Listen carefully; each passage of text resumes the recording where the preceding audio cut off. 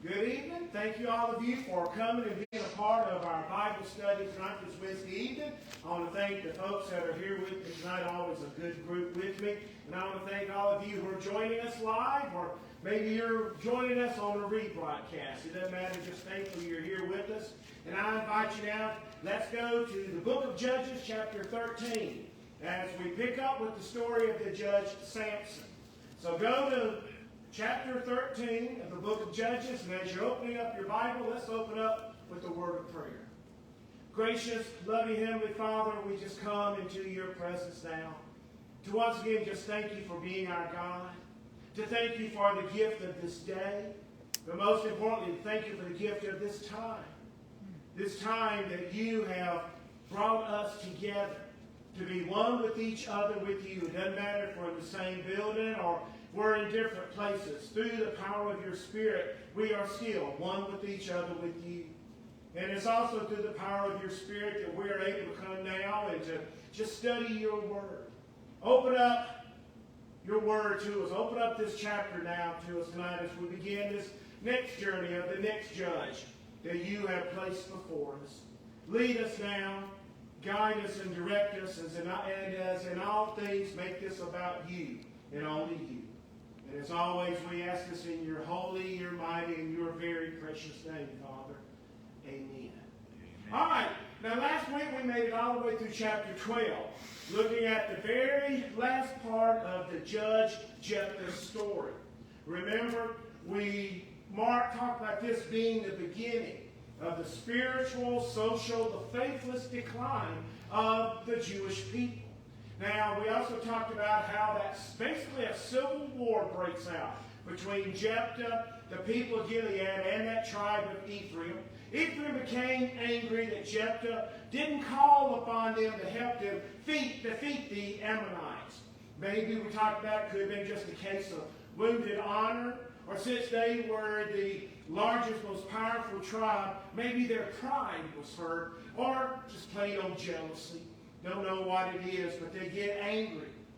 But instead of using diplomacy, that same diplomacy that he used, trying to stop the king of the Ammonites from coming to war, instead, diplomacy goes out the window, and they start insulting each other, which then leads to them going to battle. And then Jephthah and the people of Gilead, along with that half-tribe of Manasseh, they defeated the large tribe, the powerful tribe of Ephraim. And including those members of the tribe of Ephraim who were just trying to get home by the fords of the Jordan River, and they cannot say Shibboleth, instead they say Sibboleth. They're killed, and it's a total of that civil war, 42,000 Ephraimites, Jewish people, were killed. We then learned that Jephthah's story, though, ended on a very sad note for him personally. Remember, we talked about there's no specific record of where he's buried. Usually people who have been honored, they have a specific spot. We're not told that where he's buried, just somewhere in a city in Gilead, which in reality shows that the lack of respect that the people of Gilead actually had for him, the one thing he yearned for, worked so hard, even willing to sacrifice his only child, his only daughter, to get it, and sadly was one of the things he was unable to actually get in life. Then we close chapter 12 looking at the last three minor judges, how their story reveals that continued social, spiritual, and faithless decline of the Israelites. Now we're going to go into chapter 13. So follow along. What I want to do to start this new chapter, this new story, is to look first off at the first 5 verses. So look at Judges 13, 1 through 5 with me. The Israelites again did what was evil in the sight of the Lord, and the Lord gave them into the hand of the Philistines 40 years. There was a certain man of Zorah, the tribe of the Danites, whose name was Manoah. His wife was barren, having borne no children.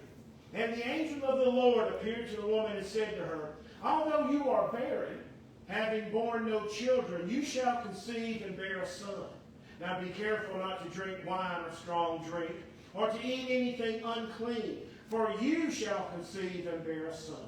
no razor is to come on his head, and for the boy shall be a Nazarite to God from birth. It is he who shall begin to deliver Israel from the hand of the Philistines. All right, so as we begin the story of Samson, verse 1, as we look at the opening verse of this chapter, we see once again that old habit simply are what? Hard to break for the Israelites. And as a result, God gives him into the hands of the Philistines for 40 years. Now this is what you're going to find interesting, especially you, Mr. Harold, because the Philistines, within the history of Israel, have now become probably the most serious, greatest threat to the Jewish people. We are going to hear about the Philistines basically through the rest of the Old Testament, okay? Along with the Babylonians and other, but the Philistines are there. Now the Philistines came in, and they ended up taking over the Mediterranean coast of what is now today's Israel. And they were doing this at the same time that a number of the tribes of Israel, they were beginning to move into the hill country of Israel. More of them were coming more like farmers and shepherds, cattle and things like that. And as a result of what they took, what name do you think that the Philistines gave to the land they took control of? They gave it the name Palestine. Palestine, which is derived from the name Philistine. So this is where Palestine came from. One of the original worst enemies of Israel. They dominated that area through that time until finally, who's the king that will defeat them? Do you remember? Who's the king that's finally going to come and defeat them? Took a slingshot, defeated their biggest. David. Until the time of King David. But sadly, as we see, there's still no what there in the land. There's still no peace. There's still battle between Palestine and Israel. But aside from that little bit of trivia I thought you might enjoy, the Israelites, at this point now in verse 1, what's missing? What is the one thing that the Israelites have not done at this point? You know, they went back to their old habits, doing what was evil in the sight of the Lord. But in verse 1, there's one thing that they have not done. They haven't asked God for deliverance. They haven't cried out to God for help at this point.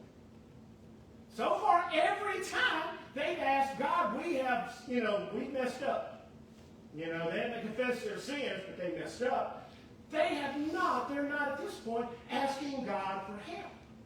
So as we then move into the story, look at the rest of verses 2 through 5 with me. Now as we see, an angel of the Lord comes to the barren wife of Manoah, okay? He is of the tribe of Dan. And the angel tells the woman that even though she is barren, she will now give birth to a son. And to show how special her son is going to be, the woman is told that she cannot do what? She can't have anything strong to drink. Okay, what now? Can't have any wine or strong to drink. And what's the other thing she cannot do? Cannot have his hair cut. No. She can't Her. unclean food. She cannot eat anything unclean. Okay? Which is what I want you to remember. Remember these two things. She cannot drink wine or strong drink or eat anything unclean. I want you to remember this because it's going to play a part later on in Samson's story. But most importantly, she is not to do what? What's the third thing? But it doesn't involve her personally. Cut his hair. She has to make sure that no razor comes upon his hair, son's head, to cut his hair. Because her son is going to be a what? Nazarite. A Nazarite to God. Now, in case you're wondering what a Nazarite is, you see, a Nazarite was a person who took a vow to separate themselves from the worldly things and to consecrate themselves completely to God. Now, if you want to be a Nazarite, you still can. Go to Numbers chapter 6 and follow the rules. Set yourself apart for God. Follow all the rules, and you can be a Nazarite, okay? But most importantly, if you're going to to remember, most importantly, a Nazarite is someone who has been set apart for a specific purpose. So make sure you're going to like doing what God tells you to do if you're going to separate yourself from Him, for Him, because you're going to be told or sent for something very specific. So go to Numbers chapter 6. See if you can be a Nazarite. I tried it once. I couldn't do it. All right? Now, another thing about the Nazarites is this. It's a vow that can be made by anyone, a man or a woman. And it's a vow that was made to cover actually anywhere between 30 days to 100 days. Okay? Now, they were first off, as we read, to stay completely away from, abstain from wine or strong drink. Now, why were they to stay away from wine or strong drink? What do you think? Well, they were afraid of getting intoxicated. All right, which means what? They'd lose control. Very good, that's it. Mainly because they're not to be under the control of worldly alcoholic spirits. They're to be under the complete control of who? God's Spirit. Or the Spirit of God. Not alcoholic spirits, but the Spirit of God. Okay? That's the first thing. Secondly, let's go to the third one she's told. They could not have their hair cut because it actually served as a what? Why would they not be allowed to have their hair cut? Their hair would have to grow out long. Because it served as a what? As a protection? Huh? As protection for Well, not protection. It's a sign. Huh? Some kind of sign. Okay, an outward sign. Basically, that's it. That it served as an outward, visible sign that they had now taken a vow as a Nazarite. It's the same purpose behind what's something that I wear in church, usually first Sunday morning or special robe. Sunday. My robe and my stole. You see, it's not just, John Wesley used to tell his preachers, make sure you wear your robe so you're not tempted to buy nice clothes to wear and show them off in front of your people. He said, wear your robe. But the main thing about the robe was to set us apart. It's an outward visible sign that we've been set apart for God. All right? And then most commonly, most importantly, they are stay away from anything that is deemed unclean. And what's the most unclean thing other than the food that they're supposed to stay away from? Alcohol? Not alcohol. Corpses. Corpses, a dead body. To be anywhere near, to touch a dead body meant that you were ceremonially unclean. Okay? It meant that you're unclean in the presence of God. So they have to make sure they do these things. Okay? Now, as I said, this is done by anyone who makes the choice to take the vow to be a Nazarite. Could be anywhere 30 to 100 days. But as we see, this woman's son is going to be a Nazarite at what? This woman's son is going to be a Nazarite at birth. Notice, he will be a Nazarite to God at birth. Which basically means he's going to be a Nazarite for how many days? The rest of his life. The rest of his life. And we're going to pick that up again in a little bit. He's going to be a Nazarite for the rest of his life. Now, also a little more trivia for you. Because according to the Bible, there are actually 3 men who were born a Nazarite. Samson is the first one. Now, you want to take a guess at who the other 2 might be? One of them, the other one, is an Old Testament figure. He is the one that is believed to be the last judge and the first prophet of Israel. Moses? Not Moses. But this guy comes after Judges. What's the next book right after Judges? Samuel. See, Samuel is believed to be the last judge and the first prophet. Even though it doesn't come right out Ruth. and say it, the way his life is set up, it's believed that he is a Nazarite. And anyone want to take a guess at the third one? A New Testament figure. A man in the New Testament. Who might also have been set apart at birth? John. the Baptist. John the Baptist. Y'all good on that. John the Baptist. So Samson, Samuel, and John the Baptist. The only 3 that we really know about that are set aside from birth to be a Nazarite. But now let's look at this last verse here. Now, what are the two specific things, though, that should stand out to us concerning the opening part of the story of the judge Samson, there in verse 5, part of this opening story? That even though, first off, that even though the people do not cry out for help. Well, I'm sorry, this is in verse 1. I take that back. I'm sorry. Verse 1. Even though the people do not cry out for help, it is God who still does what? Delivers. Okay. God takes the what? Initiative. God's the one that takes the initiative to help them this time. Okay? And then second, this is in verse 5. What specific thing are we told about concerning Samson being a judge? That unlike the other judges, Samson will not be able to do what? There in verse 5. Cut his hair? Huh? He's not supposed to cut his hair as an Nazarite. Remember, we'll learn he's going to get it cut soon.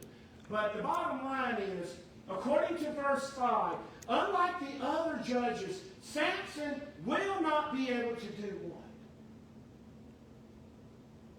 He will never fully be able to do what? Deliver Israel from the enemy, from the Philistines. There will be no time of peace during Samuel's time. So you know what we have here in that verse? Look at it again, okay?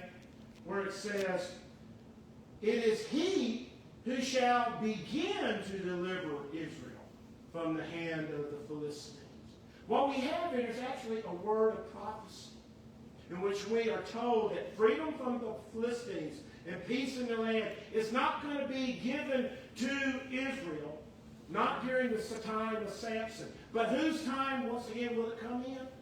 Samuel. No, not Samuel's. Saul was the king during that time. Who's the one that defeats the Philistines? David. It will finally come in the time. David will subdue the Philistines. They'll never completely go away. Well, my book says that the God, as a Nazarite from birth, he will rescue Israel from the Philistines.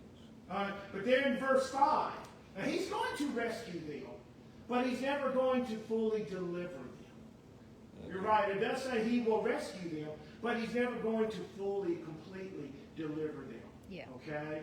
That he will be, that's not going to come until the time of King David. It's a little word of prophecy that we have here. Okay? So so he will rescue, and he's going to rescue them in his own individual way. But he's never going to fully deliver them. He's not going to do away with the Philistines.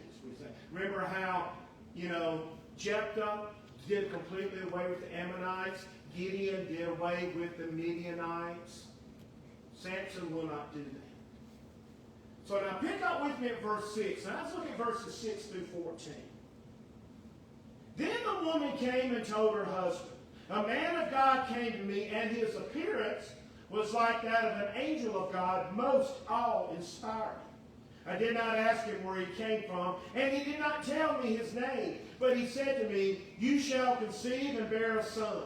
So then drink no wine or strong drink, and eat nothing unclean. For the boy shall be a Nazarite to God from birth, and here we go, to the day of his death. So we do know this for sure. Then Manoah entreated the Lord and said, O Lord, I pray, let the man of God whom you sent come to us again and teach us what we are to do concerning the boy who will be born. God listened to Manoah, and the angel of God came again to the woman as she sat in the field. But her husband Manoah was not with her. So the woman ran quickly and told her husband, the man who came to me the other day has appeared to me. Manoah got up and followed his wife and came to the man and said to him, are you the man who spoke to this woman? And he said, I am. Then Manoah said, now, when your words come true, what is to be the boy's rule of life? What is he to do? And the angel of the Lord said to Manoah, let the woman give heed to all that I have said to her. She may not eat of anything that comes from the vine. She is not to drink wine or strong drink, or eat any unclean thing, since she is to observe everything that I commanded her. All right. So as we get there, we'll look at verse 6. As we read, the woman, Manoah's wife, comes and tells Manoah that who just came to her? An angel of God. Okay, no, but first off, a man of God. She says a man of God. But then she quickly changes, doesn't she? She begins to describe his appearance and then refers to him as an angel of God. But her first response is a man of God. Now, a man of God can be a what? An actual man. We want to make sure that this is not just some man that has shown up. This is an angel. Because she corrects herself and says, oh, wait a minute, his appearance was like that of an angel of God, which supports what we're told about him back in verse 3. Now, as we get into this, what should stand out to us? Look at the last part of verse 6 and then verse 7. We just learned this. What kind of woman have we just learned that Manoah's wife is? She's barren. She's barren? But I'm talking about something even greater than that. You're right. That is so true. But we also learned something even more important about her. We just learned that she is a true woman of what? God. Of God or of faith. Faith. God, a woman of faith. And we learn this in two ways. First off, what does she not ask him? Where he's from. Where he's from, and she didn't ask him Who he was. who he was. Didn't ask him his name. And secondly, she accepts what? What he said. What he said. She accepts everything that the angel says to her is true. She doesn't bother to ask him, where are you from? What's your name? She doesn't do anything, no questions, makes no response by pointing out, like Sarah did, how can this be? I'm barren. I'm obviously unable to have children. None of that occurs. She is, yes, she's a woman of God, she's barren, but she is a true woman of faith. And that's going to play into the story. So remember that. She is a woman of faith because she doesn't question anything. Okay? But now look at verses 8 to 14. Now there in verse 8, as we read though, what is Manoah's response to what his wife has now told him? In verse 8, he begins then to do what? He prayed to let the Praise man to the come back. Lord. Praise to God. He entreats God, have the man come back. Now, in his prayer, when you read the prayer, it sounds like Manoah's really trying to do what? That he wants to do what? He wants to believe, but he's not absolutely positive. Well, not yet. When you look at this, the first thing it comes across is it says, teach us what we are to do concerning the boy who will be born. You see, the first thing that comes across that he wants to do right by the boy. What, right? He wants to do what is right. But there are three things that we really learn about Manoah from all of this if we look close enough. First off, we learn that Manoah does not have what? So once you just repeat that again, Mr. Harold. He doesn't have the same amount of what? Faith. Faith, right. He still doubts. He doesn't have, first off, the same amount of faith that his wife has, okay? Secondly, that apparently he does not do very well with what? Children. Not children. He doesn't have he asked him to come back to give us more instruction. Okay? But so apparently, though, he doesn't do what very well? Apparently, he finds it difficult to accept this message from who? His wife. From his wife, not from God. He finds it difficult to accept this message from God because it's given to him in what way? It's given to him by a woman, not by the angel himself. And as we say this because in his prayer, he wants to know what they are supposed to do concerning the boy. And this should stand out to us because of what reason? What's the reason why that should stand out? When he's asking, what are we to do for the boy? The angel's already done what? Told his wife. Told his wife. And his wife told him. And the wife told him. The angel's already told Manoah's wife what they're supposed to do, which the angel points out to Manoah in verse 13, where he basically tells Manoah, I've already told your wife everything you're supposed to do. Ask her. Which would also upset Manoah then because of what specific point that the angel makes concerning what is to be done for the boy. the angel makes a specific point. He talks about who in this other than the boy? God. Not God. The mother. The mother. Notice he always talks about what she is supposed to do. Always referring to the woman, to she. So apparently he doesn't handle it very well getting information from a woman and not from the angel. And then third, throughout all of this, what is the one thing that Manoah has not done yet? Concerning the child that would be born. What is he not calling yet? His son? Son. He keeps referring to him as the what? The boy. The boy. He keeps referring to him as the boy. So, kind of like Mr. Harold talked about, he doesn't have the faith. He doesn't yet believe all of this. Mainly because he doesn't like hearing it from a woman. He wants to hear it from God himself, okay? So as we see, God does answer Manoah's prayer, but he does it in what way? How does God answer Manoah's prayer? By doing what? He brought the angel back But where? to The woman. He sends the angel back to appear to the woman while she's in the field all alone. Now, why do you think the angel does this? The angel comes to her while she's by herself. She runs, gets her husband, and comes back with him. Now, why do you think the angel would do this? Only appear. God answers the prayer. He comes back. But the angel doesn't appear to Noah, only appears to the woman. You see, the angel goes back to only the woman because he refuses to do what? believe. No, well, okay, hold on to that. But see, first off, it's belief. He doesn't want to undermine the woman's authority here in all of this. She's the what? She's the main focus at this point. So he doesn't want to undermine the woman. See, she is the one at this point with all the what? With all the power as Faith. far All the as power, but she also has the child. faith. The child, yeah, you're right. She has the child, but she has the faith to trust God and His plan. Who does it? Manoah. Is her husband. Manoah, her husband, Manoah. Manoah still doesn't have the faith yet. Now join me at verses 15 through 25. Manoah said to us, we'll go to 23 here. I should say 23. Manoah said to the angel of the Lord, allow us to detain you and prepare a kid for you. The angel of the Lord said to Manoah, if you detain me, I will not eat your food, but if you want to prepare a burnt offering, then offer it to the Lord. For Manoah did not know that he was an angel of the Lord. Hear what's going on with Manoah. Then Manoah said to the angel of the Lord, what is your name, so that we may honor you when your words come true? But the angel of the Lord said to him, why do you ask my name? It is too wonderful.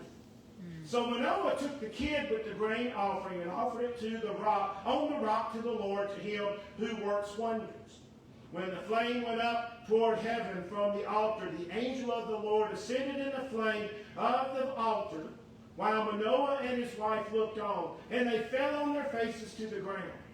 The angel of the Lord did not appear again to Manoah and his wife. Then Manoah realized that it was the angel of the Lord. And Manoah said to his wife, we shall surely die, for we have seen God. But his wife said to him, if the Lord had meant to kill us, he would not have accepted a burnt offering and a grain offering in our hands, or shown us all these things, or now announced to us such things as these. All right. Now in these verses we read, Manoah now wants to prepare a meal for the angel. Angel's response is, you can do it, I'm not going to eat it. Instead, do it as a sacrifice, a burnt sacrifice to the Lord. There in verses 17 and 18, Manoah follows this up by wanting to know the angel's name so that he can do what? Manoah wants to then do what? Give him Tell me your credit. name so that we can Honor you. honor who? You. Him, not God. God. Remember, he still doesn't know who he's doing. So it's like, so that we can honor you when your words come true. But the angel responds to him, first off, why do you ask my name? Like, I don't matter. But then he tells Manoah, I can't tell you my name because it's too wonderful. Now, which was the angel's way of basically telling Manoah what? That his name would be too, well, first off, too what? For him to pronounce. Be too difficult. It'd be too difficult for Manoah to pronounce. And if he did tell him his name, Manoah would not be able to what? Believe that. Well, not believe, but he wouldn't Understand. understand it. He wouldn't understand what he was saying, okay?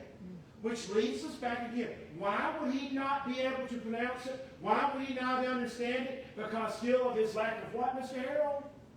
His faith. His faith. He still doesn't believe, like he was talking about. But look at that last part of verse 16.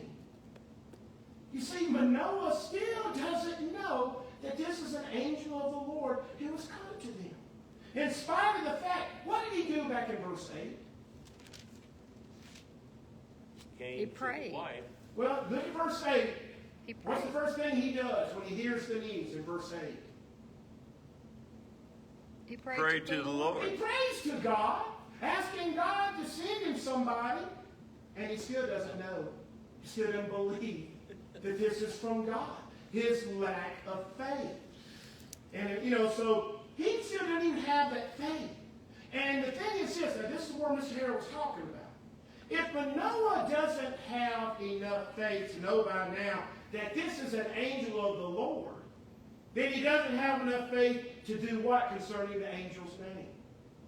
To understand it or even be able to Pronounce it. pronounce it. You see, his faith will not allow him to do that. And then verses 19 and 20. It isn't until the offering goes up into the flames toward heaven, along with the angel, that Manoah finally what? Realized that it was an angel of God. He believes. Has to see it with his eyes. But now look at verses 21 through 23 with the last part of this. Look at verse 21. Now, even though Manoah finally believes, what does this still tell us about his faith? See, his faith is still not at the level of his wife's faith, because all he can think about now at this point is what? He gonna die. They're going to die. They've seen God, and now they're going to die, which was a common belief back then. But Manoah's wife, she doesn't just speak words of faith to him. She also says what kind of words. Not just words of faith, but she also speaks words of God. Wisdom. wisdom, common sense. Some common sense for him by pointing out what simple fact. That if they were going to kill them, they would have already had done it. Or better yet, why not say it like this? Why would God reveal all this to us, plan to do all this with us, and then what? Kill. Then kill us. Smite us. See, she is still the person of faith in the midst of it all. She is still the one with faith. And this is going to, because remember, one of the things that's always going to stand out for Samson is the women in his life. The women, her first woman is the one that is his source of faith. The other two aren't. All right? Now look at the last two verses with me in chapter 13, and we'll be through with it. So the woman bore a son and named him Samson. The boy grew and the Lord blessed him. The Spirit of the Lord began to stir him in Mahanadan between Zorah and Eshtaol. All right, wherever those, they don't know where those places really are. So it's in these verses, for the first time, we are now told what has happened. We're told the what. That God's given him the Spirit. Not yet, go back to the beginning. What's the first thing we're finally told? Son is born. Okay, and we're told what? Named him His Samson. name. Though so far, most of the time when a miraculous birth is being announced, usually the name kind of comes along with it, right? This time the name doesn't come toward the end there. So we're told that the child's name is Samson. Or as it's translated in the Septuagint, Sandy, the Greek translation of the Old Testament. In the Septuagint, they spell it S-A-M-P-S-O-N. Really? Samson. My name. That's my given name is Samson. And the thing is, no matter how you spell it, S-A-M-S-O-N, or the Greek, S-A-M-P-S-O-N, it means this, it means sunny, S-U-N-N-Y, or like the sun. It's a child that is just bright and bubbly when they are born, okay? So his name is Samson. And as we see, though, what two things happened to Samson? First off, that he, what? Grew and what? The Lord Blessed him. blessed him. Now they believe this is an indication that he will grow up large and powerful. Okay? That he will grow up large and powerful. But secondly, that the Spirit of the Lord does more than just come upon Samson. The Spirit of the Lord actually does what to Samson? Taking hold. Okay, take hold, but it does what? What does it say in your scripture? And I know it says this in the New Living Translation. Stir him. To stir him. Everyone I looked at says to stir him, okay? Most translations state that. But in the original Hebrew text, the word for to stir is peham, or paham. Peham, or paham. Now, it's a word that's only used 5 times in the Old Testament. And when you translate it correctly, it doesn't mean to stir. It means to disturb. The Spirit just didn't stir up with him. The Spirit began to basically to disturb, to agitate Samson. It agitates him. Just like the 5 times, one of them is with Pharaoh. The word will talk about how he was disturbed and all the things that was going on. Nebuchadnezzar was paham, disturbed. The psalmist, there's several things in the Psalms where it doesn't mean to stir, so it means to disturb. The Spirit is beginning to agitate Samson, which is going to become a little clearer, I believe, as we move into Samson's story next week. So let's stop here, and we'll pick up with chapter 14 with the next round of Samson, okay? So you at home, thanks for being here with us tonight. Please come back and join us next week, and we'll continue our story as we work through Samson's story as well. So until then, take care, God bless, and goodbye.